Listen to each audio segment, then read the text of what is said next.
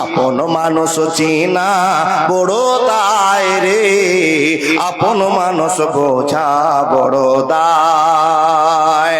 চাইলে তারে যায় না বলা, বুকের ভিতর কষ্টের মেলা। আপন মানুষ সবচেয়ে বেশি আপনকে কাঁদায়, আপনকে কাঁদায়। আপন মানুষ চিনা বড় দায় রে, আপন মানুষ বোঝা বড় দায়। বাবুই পাখি ঘর বাঁধিলে হয় না ঘরে ঠায়, ঝড় বাদলে কাটায় রে সে ঘরের দরজায়। পারে না সে ছাড়তে মায়া, ছাড়ে না ঠিকানা। আমি হলাম পথের পথিক, সবই আমার জানা। সময় সুযোগ পেলে মানুষ আপনকে কাঁদায়, আপনকে কাঁদায়। আপন মানুষ চিনা বড় দায় রে, আপন মানুষ বোঝা বড় দায়। একবার জোরে জোরে বলুন না সুবহানাল্লাহ।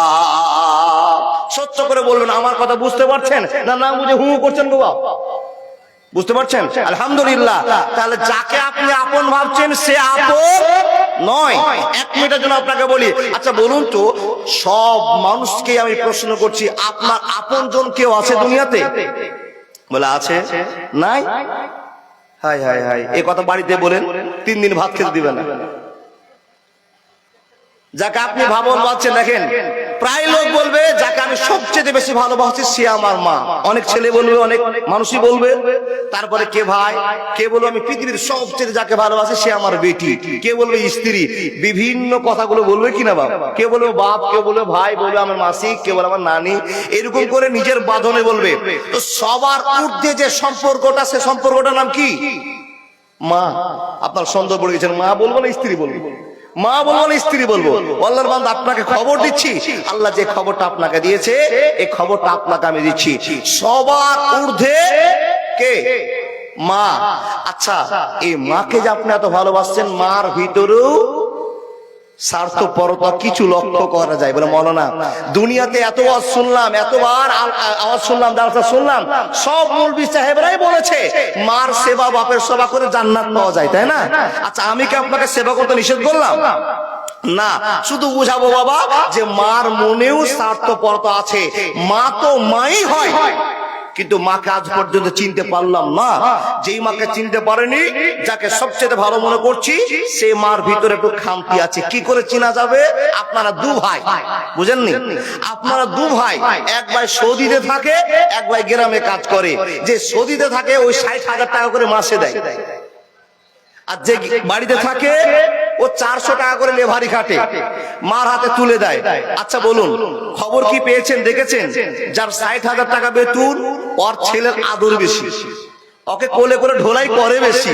যার বেতন কম, ওর ছেলেকে একটু কম ভালোবাসা দেখায়, ও বাপ। আর যেই বৌমাটা ধরে পিটন দেয়, নোংরা কথা বলে, সেই বৌমাটাকে বলে এটা আমার লক্ষ্মী বৌমা, বলে না? আর চাষিকে যতই ভালো কাজ করুক, একটা ছাপ পিছনে আছে। তাহলে কিছু একটু কম বেশি ভালোবাসা লক্ষ্য করা যায়। তারপরেও আমরা জীবন দিয়ে এদের জন্য জীবন দিচ্ছি, কিন্তু আখিরাতের যে আমাদের ভালোবাসা টিকিয়ে রাখবেন সে রবকে আমরা ভুলে গেছি। কথা ঠিক না ভুল? আপনাকে আল্লাহ জিজ্ঞেস করছে, বান্দা বলো তো কোন জিনিসটা আমার কাছ থেকে তোমাকে দূরে নিয়ে গেছে? তো আমাদের উত্তর দেওয়ার একটা জায়গা নাই। যে জায়গাটা নবী মুহাম্মদ আমাদের বলেছেন, সে জায়গাটা না হলো দুনিয়ার মহব্বত আমাদেরকে গ্রাস করেছে, যার জন্য আল্লাহকে ভুলে গেছি। মিলিয়ে দেখুন, সকাল হবে, নিজের নিজের ধান্দায় নিজের নিজের জীবন কাটাতে শুরু করলাম, কিন্তু আল্লাহ যে আমাদের খবর নেবেন এটা টোটালি মাথা থেকে হারিয়ে দিলাম। যারা বুঝতে পেরেছে আল্লাহ হিসাব নিবে, তারাই নামাজ পড়ি, তারাই দান করি, তারাই সত্য কথা বলি, তারাই জীবন যাপনে ইহদিনাস সিরাতাল মুস্তাকিমের পথে করি। কিন্তু যারা ভুলে গেছে তারা ফিরে আসতে পারলো না। বিশ্বনবীকে প্রশ্ন করা হলো, ইয়া রাসূলুল্লাহ আপনি আবার বলুন তো, তৃতীয় নম্বর জিনিসটা কি, যে জিনিসটা আমাদেরকে আল্লাহর কাছ থেকে দূরে সরিয়ে দিয়েছে? আল্লাহ যা আপনাকে আমাকে প্রশ্ন প্রশ্ন করেছে, মা গাররাকা বিরাব্বিকাল কারীম, বান্দা বলে দাও কোন কোন জিনিসে তোমাকে আমার কাছ থেকে দূরে সরিয়েছে। এক নম্বর হলো দুনিয়ার মহব্বত, দুই নম্বর হলো ওয়াত্তাকুন নিসা। নবী মুহাম্মদ রাসূলুল্লাহ সাল্লাল্লাহু আলাইহি ওয়াসাল্লাম বলেন, ওয়াত্তাকুন নিসা, ওয়াত্তাকুন নিসা, ওয়াত্তাকুন নিসা। মেয়ে জাতির কাছে যে সমস্যা আছে, মহিলাদের কাছ থেকে ফিতনা চালু হবে, আর এই ফিতনায় পড়ে গেছে সারা পৃথিবীর পুরুষেরা। বন্ধুরা আমার, আপনাকে বলতে আরম্ভ করলাম, এই দুটো জিনিস মর্মান্তিক জিনিস আল্লাহর কাছ থেকে দূরে সরার জন্য যথেষ্ট হয়েছে। একটা হলো দুনিয়ার মহব্বত, আর তৃতীয় নম্বরটা হলো মেয়েদের মহব্বত অন্তরে ঢুকে গিয়েছে। এদের ভালোবাসা বেশি ঢুকে যাওয়ার কারণে আমরা আল্লাহকে ভুলে গেছি, আল্লাহর বন্ধুত্ব ছেড়ে দিয়েছি, আমরা মেয়েদের বন্ধুত্বে জীবন কাটাতে আরম্ভ করেছি। কথা বলুন তো, ঠিক বললাম না ভুল বললাম? আল্লাহর বান্দা, যত কিছু পুরুষেরা কাজকর্ম করছে বেশিরভাগ মেয়ে জাতিকে খুশি করার জন্য করছে, হ্যাঁ না? না মাথা চোকাচ্ছেন কেন, মুখ থেকে বলতে পারলেন না? বলুন, যত কিছু পুরুষেরা করছে কাদের জন্য করছে? মেয়েদের জন্য না পুরুষেরা পুরুষ খাওয়ার জন্য? মেয়েদের জন্য। আল্লাহ বলছেন, আরে যেই মেয়েদেরকে এত ভালোবাসছো, এই মেয়েদেরকে তোমরা চিনো? যাদেরকে এত ভালোবাসছো তাদেরকে চিনো? যাদের জন্য সারা দিন তুমি বোম্বাইয়ের মাটিতে রোডের ঢালাইয়ের কাজ করছো, সারা দিন পাথর ভাঙছো, আর সন্ধ্যার বেলায় নিয়ে এসে 1000 টাকা স্ত্রীকে জমা দিচ্ছ, ওকে তুমি চিনো? আল্লাহ বলছেন আপনাকে, আপনি বলবেন হ্যাঁ চিনি, ওটা আমার স্ত্রী, রান্না করে খাওয়ায়, কাপড় কেচে দেয়। বলে সবই ঠিক আছে, ও আল্লাহর বান্দা, ওকে চিনতে পেরেছো, কিন্তু খবরটা টাটকা করে নিয়ে নাও, ওকে যদি বাড়ির মালকিন বানিয়ে দাও ফিতনা চালু হবে। মেয়েদের কাছ থেকে ফিতনা চালু হয়, আর যেই বাড়িতে মেয়েরা মালকিন হবে, মালিক হবে, ওই বাড়ি কোনোদিন শান্তি পাবে না। যেই গ্রামে মহিলা রাজা হবে শান্তি পাবে না, যেই সমাজে মহিলা রাজত্ব থাকবে ওর বাড়িতে শান্তি হবে না। টাটকা ভাষা শুনে নেন, যার বাড়ির মহিলা যত চালাক তার বেটির তত তালাক। হিসাব বুঝেন? যার বাড়ির মহিলা যত চালাক তার বেটি দেখবেন ঘন ঘন তালাক, মানে ও বাড়ির মেকআপ নিচ্ছে। আর আপনার স্বামীটা আছে না, স্বামীটাকে যে কি ভেড়ির দড়ি সঙ্গিয়ে দিয়েছে গো, বা ভেড়ির দড়ি বুঝেন না? আমাদের বাদী ভাষায় কিছু কিছু বলে, একে যে কি মন্ত্র যন্ত্র করেছে, স্ত্রী যা বলছে স্বামী তাই করছে। আল্লাহ বলছেন, এ বান্দা তুমি কি চিনো এদেরকে? এরা কি মাল তুমি চিনো? বলে আল্লাহ চিনি, এটা আমার মা, এটা আমার স্ত্রী, এটা আমার বেটি। বলে যাকে চিনেছো তুমি ভুল চিনেছো। ইন্না কাইদা কুন্না হাসে না, মানে চক্করে সবাই পড়া আছে বাপ, ওইটাই গল্প করবো আপনাকে। যাকে চিনেননি আজকে আপনাকে চিনাচ্ছি। মা বোন রাগ করিয়েন না, পরে আপনার নাম করব। আল্লাহ বলছেন, আজওয়াজ আল্লে তাসকুনু ইলাইহা, পৃথিবীর কোন জায়গায় যদি শান্তি পাওয়া না যায় তো বেটি ছেলের কাছে শান্তি পাওয়া যাবে, কিন্তু শান্তি নিতে গিয়ে বাবা অশান্তি ডেকে নিয়ে আসেন না। পৃথিবীর শান্তি নিলেন আর আখিরাত বরবাদ হয়ে গেল। মেয়েদের কাছ থেকে ফিতনা চালু হয়, আর মেয়ে জাতের জন্য তুমি পিছনে পড়ে গেছো। তুমি চিনো এই মেয়েরা কি করতে পারে? কি করতে পারে? আপনি বলেন মাওলানা কি করতে পারে? বলে যত উঁচু লেভেলের লোক আছে সব উঁচু লেভেলের পুরুষকে মিনিটের ভিতরে নিচু লেভেলে নিয়ে আসতে পারে, তার নাম মেয়ে। ইবলিস শয়তান যা চক্কর করে তার চাইতে অনেক গুণ কঠিন চক্কর জানে কে? আপনার বেটি, আপনার মা, আপনার স্ত্রী। বলে মাওলানা যে কথা আপনি শুরু করেছেন একটাও দান আসবে না। মা বোন আপনার নাম করব, আপনারা ভালো, জি নাম করব। রে সুবহানাল্লাহ, টুটিস বা অস্ত্র কেন এখনই? জি মালাকুল মউত আর এই হইল দেখাও যে একই। ও আল্লাহর বান্দা, কি বলেছিলাম বলুন দেখি? বড় বড় মানুষকে এই মেয়েরা কাবু করে দেয়। আল্লাহ শুধু আপনাকে চিনিয়ে বলছে, তুমি কি যাকে ভালোবাসো তাকে চিনো? যার দিন সারা দিন তার জন্য জোগাড় করতে যাচ্ছ, রোজগার করতে যাচ্ছ, মানুষ মার্ডার করে, ছিনতাই করে, কাউকে ফেলে দিয়ে, ঠগিয়ে নিয়ে এসে স্ত্রীকে জমা দিচ্ছ, তোমার পরিবারটা ঠিক থাকবে? যেই পরিবারকে এত শ্রম দিয়ে জীবন যাপন করিয়ে দিলে এরা তোমার কেউ নয়, তোমাকে ভুলে যাবে। মনে থাকলে আমি আল্লাহ তোমাকে মনে করব, আর বিশ্ব নবী মুহাম্মদুর রাসূলুল্লাহ তোমার জন্য কাঁদবে। জোরে বলে সুবহানাল্লাহ।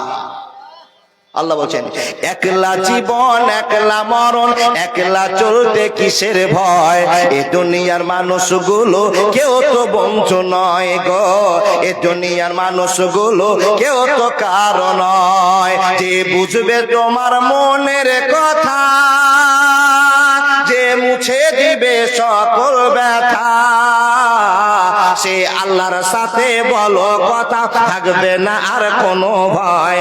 এ দুনিয়ার মানুষগুলো কেউ তো কারো নয় গো, এ দুনিয়ার মানুষগুলো কেউ তো কারো নয়।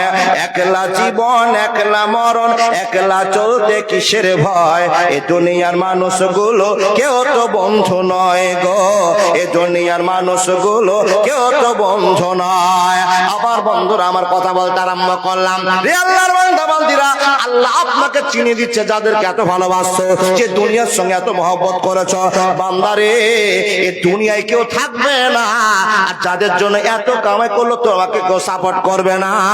তোমাকে সাপোর্ট করার একজন আছে, যার নাম হলো মুহাম্মদুর রাসূলুল্লাহ সাল্লাল্লাহু আলাইহি ওয়াসাল্লাম। ভাই সকল, যারা আমার জন্য আপনার জন্য অপেক্ষামান হয়ে আছেন, অপেক্ষা করে আছেন, তাদেরকে ভুলে গেলাম। আর যাদের জন্য আমাদের জাহান্নামের ঘানি টানতে হবে, তাদেরকে আপনজন মনে করে আল্লাহর কাছ থেকে বন্ধুত্বকে সরিয়ে নিলাম। আল্লাহ বলছেন যাদেরকে চিনোনি তারাকে তোমরা চিনে নাও। ওরা হলো কি, তাদের কাছ থেকে ফিতনা তৈরি হয়। মেয়ে যাদের কাছ থেকে ফিতনাটা তৈরি হয়, এটা আপনাকে কথা বুঝাবার কথা। মা বোন রাগ করিয়েন না, আবার বলছি, ফিতনাটা মেয়েদের কাছ থেকে তৈরি হয়। কি করে ফিতনা তৈরি হয়? ও বাবা, স্ত্রীকে যদি বেশি ভালোবেসে নেন, মেয়ে জাতিকে বেশি সম্মান দিয়ে দেন, ওই মেয়ের কাছ থেকে কিছু কিছু কথা, অবান্তর কথা ছুটে আসে, যেই অবান্তর কথার জন্য পুরুষেরা হালাক হয়ে যায়, ধ্বংস হয়ে যায়। বুঝতে পারবেন না আপনার স্ত্রী, আপনার মা, আপনার বেটি আপনাকে কি পরামর্শ দিয়েছে। এখানে বলতে পারবেন কত ছেলে হালাক হয়েছে বলা যাবে? আমি আপনাকে চিনিয়ে দিই। ও মাওলানা, এই দেখেন দেখেন দেখেন দেখেন কি হয়ে গেল ওদিকে। ও দাদারা, রে দেখেন দেখেন দেখেন আমার দিকে। ও আল্লাহর বান্দা, যাদেরকে আপনি ভালোবাসছেন, ভালোবাসা দেখাচ্ছেন, এদেরকে আপনি ভুল পথ রচনা করে দিয়েছেন। কি করে? মেয়েদের কাছ থেকে ফিতনা হয় একটু বুঝে নেন। এখানে যতগুলো ডানে বামে আমার লোক দেখতে পাচ্ছি, কে কে বাপ মাকে নিয়ে 15, 16, 20 বছর থেকে নিয়ে সংসার করছেন, জুদা করেননি, জুদা হননি? কেউ আছেন? একটা, দুটা। ও আল্লাহর বান্দা, এতটি লোকের ভিতরে মাত্র দুটা লোক? বলে মাওলানা অনেকেই আছে কিন্তু হাত দেখায়নি। যদি 10 জন লোক হাত দেখান তো 90 জনই লোক হাত দেখাতে পারবেন না। বাপ আপনাকে জুদা করেনি, আপনি বাপ মাকে জুদা করেছেন। তার কারণ টাকা ইনকামের পথ এসছে, 4-5 ভাই বোন আছে, স্ত্রীর সঙ্গে পরামর্শ করলেন, আমার এত টাকা, পরিবার সবাইকে আমাকে নিয়ে চলতে হচ্ছে। স্ত্রী আপনার কানে মন্ত্র যাচ্ছে, আগো তুমি একলা কামাই করছো, আর তোমার 5 ভাই বোনরা সব খেয়ে নিচ্ছে, টাকাগুলো শেষ হয়ে গিয়ে একটু কৌশল করো। কৌশল শিখিয়ে দিল, আর আপনি পুরুষটা স্ত্রীর কথা শুনে কৌশলও চালু করলেন। বাপ মাকে সকালবেলাতে বলছেন, মা তোমার সংসার আমি থাকতে পারবো না, আমি একলাই কাটবো, আমার 4 ভাই বসে থাকবে, সংসার চলবে না। ফুসকানির উপর ফুসকানি, বাবা বাদিয়া ভাষা কিছু কথা বলছি। এই যে স্বামী স্ত্রী পরামর্শ করে বাপ মা সকালে প্রস্তাব করলেন, মা তোমার সঙ্গে থাকা যাবে না, বাবাকে নিয়ে থাকা যাবে না, ভাইদেরকে থাকা যাবে না। আচ্ছা বলুন, কোন মা কোন বাপ হাসতে হাসতে ছেলে মেয়েকে জুদা করে, ছেলেকে জুদা করে না, চোখের পানি দিয়েই বিদায় দেয়। আচ্ছা বলুন, মা যদি চোখের পানি ফেলে দেয়, আপনি জান্নাতের আশা করছেন? মাকে বুঝান, মাকে বুঝান। না বুঝিয়ে জান্নাত পাওয়া যাবে না। জান্নাত অত সস্তা জায়গা নয়। আল্লাহর বান্দা, আপনাকে বলতে শুরু করেছি, আপনি নিজে যা সিদ্ধান্ত করেছিলেন, আপনার সিদ্ধান্তকে আটটু কড়া করে দেওয়ার জন্য আপনার স্ত্রী যথেষ্ট ছিল। আপনাকে বুঝিয়ে বুঝিয়ে বুঝিয়ে বুঝিয়ে বাপ মা ভাই বোনের কাছ থেকে আলাদা করেছে। এটা হলো ফিতনা।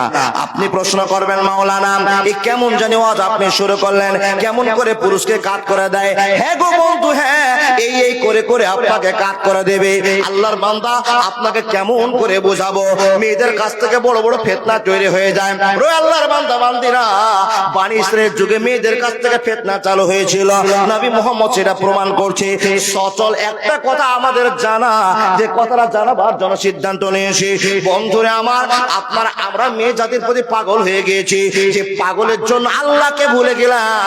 আল্লাহ বারবার প্রশ্ন করে বলছেন, মা গররাকা বিরব্বিকাল কারীম। বান্দা বলো তো কোন কোন জিনিস আমার কাছ থেকে তোমাকে দূরে সরিয়েছে? এক নম্বর দুনিয়ার মহব্বত, আর দুই নম্বর হলো মেয়ে জাতির মহব্বতের জন্য আল্লাহকে বড় ভুলেছি। জি জি জি জি। মহিলাদের প্যান্ডেলে কিছু মহিলাকে দায়িত্ব দেওয়া আছে। আলহামদুলিল্লাহ মা বোন, যাদেরকে দায়িত্বটা দেওয়া আছে আপনারা বুঝবেন না, তার কারণ এমন একটা মাদ্রাসা, নতুন মাদ্রাসা চালু হচ্ছে। আর এই মাদ্রাসার ভিত তৈরি করার জন্য আমাদের আজকে যার মনটা জোগে যাবে, কিয়ামত পর্যন্ত সাদগাতুল জারিয়ার একটা ব্যবস্থা, আপনার টাকাতে মাদ্রাসার ভিত তৈরি হলো। এটা কম বড় ভালোবাসা নয়। এই যে ভিতটা আপনি চালু করতে পেরেছেন, বড় ভিত। আর দ্বিতীয় নম্বর কথা, ও মা বোন, আপনারা সামনে দিকটা ফাঁকা রেখেছেন আর পিছনটা জাম করে দিয়েছেন, এটা অভ্যাস। কিন্তু আবেদন করব, আপনি মুসলমানের বেটি যদি হয়ে থাকেন, মেয়ে যদি হয়ে থাকেন, তো আপনি সামনের দিকটা পূরণ করুন আর পিছনটাকে ফাঁকা করে দেন। এটাই কর্তব্য, এটাই দায়িত্ব। আপনি দুটো কাজ করবেন। যারা দায়িত্ববান আছেন তারা কালেকশন শুরু করে দেন, আমি এক্ষুনি যাচ্ছি। কিন্তু নবী মুহাম্মদুর রাসূলুল্লাহ পড়ুন সাল্লাল্লাহু আলাইহি সাল্লামের একটা ইতিহাস আপনাকে শোনাবো। ও বাবারা, ও দাদারা, এখানে যতগুলো মানুষ বসে আছেন সবাই কিন্তু আমরা স্ত্রীর সঙ্গে জীবন কাটাচ্ছি, যারা বিয়ে করেছি তারা। আচ্ছা, এতগুলো লোকের ভিতরে একজন কোন আল্লাহর প্রেমিক হাত দেখে বলতে পারবেন, মাওলানা আমার স্ত্রীর সাথে জীবনে কোনোদিন আমার ঝগড়া হয়নি, এরকম কোন ফেরেশতা আছেন নাকি? কই গো? ও না, আপনি হাত দেখাতে পারেন না? আমিও পারবো না, হাত নামিয়ে নিলাম। তার কারণ মাঝে মাঝে কাশ্মীর পাকিস্তান চলে, আপনাদেরও নাকি? আপনারা হাত দেখালেন বুঝে নিয়েছি, কাশ্মীর পাকিস্তান চলে। বিশ্ব নবী নবী মুহাম্মদুর রাসূলুল্লাহ পড়ুন সাল্লাল্লাহু আলাইহি সাল্লামের জীবনে কাশ্মীর পাকিস্তান চলেছে। আমি বুঝাতে চেয়েছি, বড় বড় মানুষকে মিনিটের ভিতরে নিচে নামাতে পারে ইবলিস নয়। কে পারে জানেন? ইবলিস এর চক্কর বেশি কারি আমার মা বোন দিদিরা। বলে মাওলানা এত বড় খারাপ কথা বলছেন, সকালে তো আমার স্বামী দিবে। জি, দেওয়া দেই করিয়েন না, ওটাও আল্লাহ নবী বলেছেন। দিতে হলে কেমন দিতে হবে, কেমন করে বুঝাতে হবে। আল্লাহর বান্দারা শুনে যান, বিশ্ব নবী নবী মুহাম্মদুর রাসূলুল্লাহ পৃথিবীর শ্রেষ্ঠ মানুষ, আখিরাতের শ্রেষ্ঠ মানুষ। দেখেন দেখেন দেখেন, আকাশের নিচে আর মাটির উপরে নবীজির চাইতে সম্মানী মানুষ কেউ ছিলেন? ছিলেন? আল্লাহু আকবার কাবীর। যেই লোকটার এত দাম, এত মান, এত সম্মান, সেই লোকটার অবস্থা কি? এবার সূরা তাহরিম আপনাকে পড়ে শোনাই। বন্ধুরা আমার, আপনারা দেখুন এত বড় লোকটাকে কি করে একজন মহিলা কাজ করে দিচ্ছেন। কিন্তু মা কে? কে? আয়েশা কে? হাফসা কে? খাদিজা। বিশ্ব নবীর কজন স্ত্রী ছিল গো বলুন তো? না আপনি বলবেন না। আমি যদি বলি 9 জন কাটতে পারবেন? কেউ যদি বলে 7 জন, এবার মতান্তরের অনেক মত আছে, তার ধরে নেন একাধিক স্ত্রী ছিলেন, তাই না? ও আব্বাজান, দাদা বন্ধুরা আমার, বিশ্ব নবীর একাধিক স্ত্রীকে ক্ষমতা আল্লাহ দিয়েছিলেন কন্ট্রোল করার। আল্লাহ নবী নবী মুহাম্মদুর রাসূলুল্লাহ পড়ুন সাল্লাল্লাহু আলাইহি সাল্লাম কন্ট্রোল করেছেন। তো সোমবারের দিন আয়েশা, মঙ্গলবারের দিন হাফসা, বুধবারের দিন সাউদার, এই করে করে দিনটা চলে যায়। একটা গল্প আপনাকে শোনাবো। এত ইমানদার লোকটাকে, এত উসুল লোকটাকে কেমন করে নিচে নিয়ে আসছে? আপনাকে তো নিয়ে আসার স্বাভাবিক ব্যাপার, আল্লাহর বান্দা। কিন্তু মায়েদের সম্মান রেখে কথা বলতে হবে। সব মহিলার চাইতে দামি মহিলা